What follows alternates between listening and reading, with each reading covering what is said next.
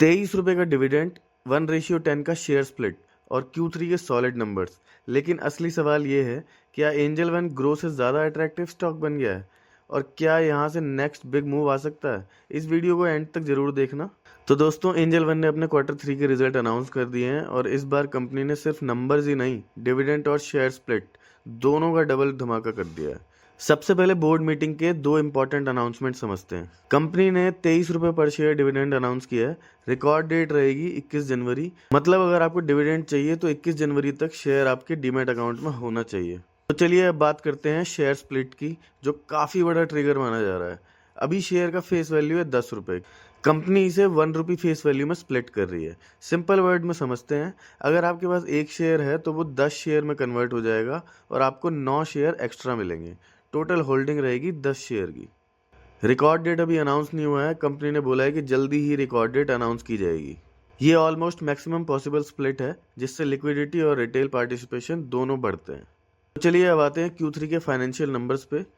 तो चलिए अब बात करते हैं रेवेन्यू फ्रॉम ऑपरेशंस की। प्रीवियस क्वार्टर में 1201 करोड़, लास्ट ईयर Q3 में 1262 करोड़ और करंट Q3 में 1334 crore. Year on year basis पे देखेंगे तो 5 से 6% की ग्रोथ देखने को मिल रही है और क्वार्टर ऑन क्वार्टर देखेंगे तो 11% की ग्रोथ देखने को मिल रही है। मार्केट को लग रहा है कि रेवेन्यू थोड़ा वीक रह सकता है, लेकिन कंपनी ने पॉजिटिव सरप्राइज दिया है। मार्केट का एस्टीमेट था 1250 करोड़ से 1350 करोड़। एक्चुअल रेवेन्यू एस्टीमेट से थोड़ा बेटर आया है। तो चलिए अब एक्सपेंसेस पे नज़र डालते हैं। प्रीवियस क्वार्टर में 910 करोड़, लास्ट ईयर में 876 करोड़ और करंट क्वार्टर Q3 में 964 करोड़। हाँ, एक्सपेंसेस थोड़े बड़े हैं, लेकिन ग्रोइंग बिजनेस के लिए थोड़ा सा नॉर्मल होता है। तो चलिए अब प्रॉफिट पर नज़र डालते हैं। प्रीवियस क्वार्टर में 211 करोड़, लास्ट ईयर में 281 करोड़ और करंट Q3 में 268 crore. Y on Y basis पे देखा जाए तो 4% की हल्की सी गिरावट देखने को मिल रही है और Q ऑन Q बेसिस पे देखा जाए तो 28% की स्ट्रॉन्ग रिकवरी देखने को मिल रही है। मतलब ईयरली बेसिस पे प्रेशर है, लेकिन क्वार्टर ऑन क्वार्टर बेसिस पे कमबैक स्ट्रॉन्ग है। मार्केट का एक्सपेक्टेशन था 225 करोड़ से 295 करोड़। प्रॉफिट बिल्कुल इनलाइन रहा है।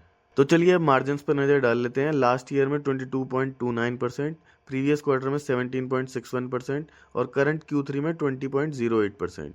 मार्जिन ईयरली थोड़े कम हुए हैं, लेकिन क्वार्टरली बेसिस पे इम्प्रूवमेंट क्लियर है। तो चलिए अब चलते हैं EPS पे। प्रीवियस क्वार्टर में ₹23, लास्ट ईयर में ₹31 और करंट Q3 में 29 से ₹30 के बीच में। ओवरऑल EPS देखा जाए तो स्टेबल और हेल्दी है। तो चलिए अब देखते हैं कि एंजल वन और ग्रो के बीच में एक कंपैरिजन देख लेते हैं। आप समझते हैं कि क्यों ब्रोकरेज हाउस एंजल वन को ग्रो के ऊपर प्रेफर कर रहे हैं।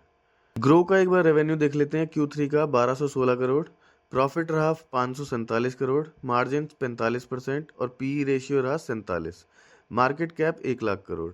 और एंजल वन का Q3 रिजल्ट्स देख लेते हैं।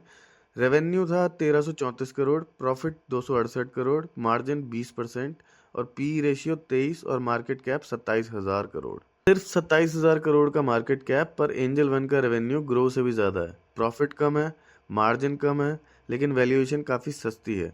ग्रो ऑलरेडी एक्सपेंसिव वैल्यूएशन पे ट्रेड कर रहा है, जबकि एंजल वन अभी रीजनेबल PE पे अवेलेबल है। इसी वजह से ब्रोकरेज और एनालिस्ट एंजल वन को ज़्यादा प्रेफर कर रहे हैं। तो ओवरऑल कंक्लूजन देखें तो Q3 नंबर एस्टिमेट के आसपास या बेटर है। Dividend plus share split strong positive trigger है और वैल्यूएशन अभी भी कंफर्टेबल जोन में है। Medium to long term story positive लग रही है। अब मार्केट का नेक्स्ट मूव प्राइस एक्शन और वॉल्यूम डिसाइड करेगा। अगर आपको ऐसे डिटेल्ड एनालिसिस पसंद आया हो तो वीडियो को लाइक ज़रूर करना और चैनल को सब्सक्राइब करना बिल्कुल मत भूलना।